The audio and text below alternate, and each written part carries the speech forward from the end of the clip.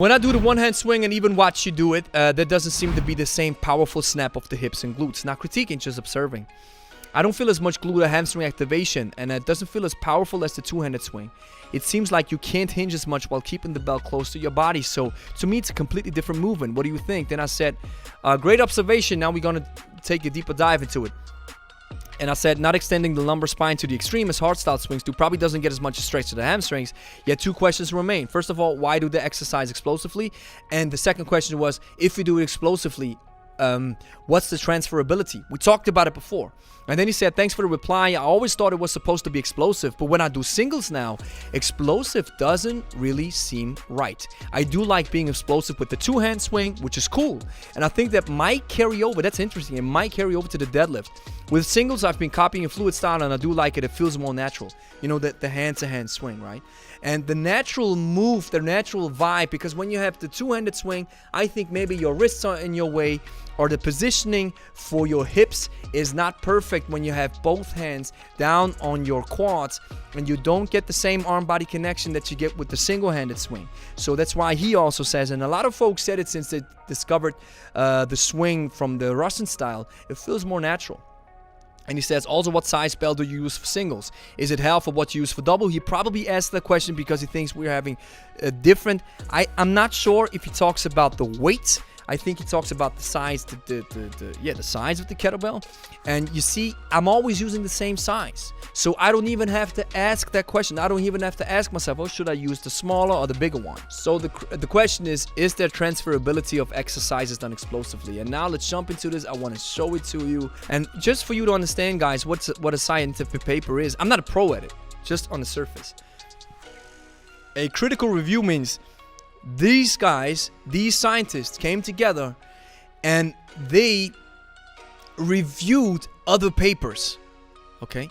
I think how many papers they reviewed? 57 papers. They reviewed 57 papers and they had their conclusions. And these conclusions, we're going to talk about them. Explosive exercises, including Olympic lifts and variations of these, plyometric style training, and traditional weight training exercises performed with a very fast cadence are very popular with athletes and are advocated by many self-proclaimed experts in the field of strength and conditioning. You probably heard this. Do push-ups faster, it will translate. Like you said, the comment before, he said, doing the hardstyle swing with both hands explosively probably carries over to the deadlift. That's what he thinks. And now they say, it is often claimed that such exercises translate better into enhanced sporting performance compared to weight training with a slow cadence. And here you go with the difference. The hard style is more explosive and the Russian style is more fluid.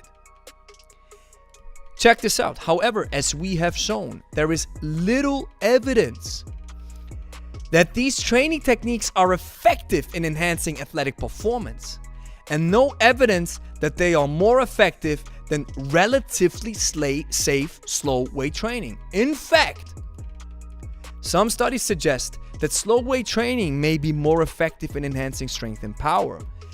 Also, there is considerable evidence that explosive exercises pose considerable injury risk. We contend that these risks are ethically unacceptable.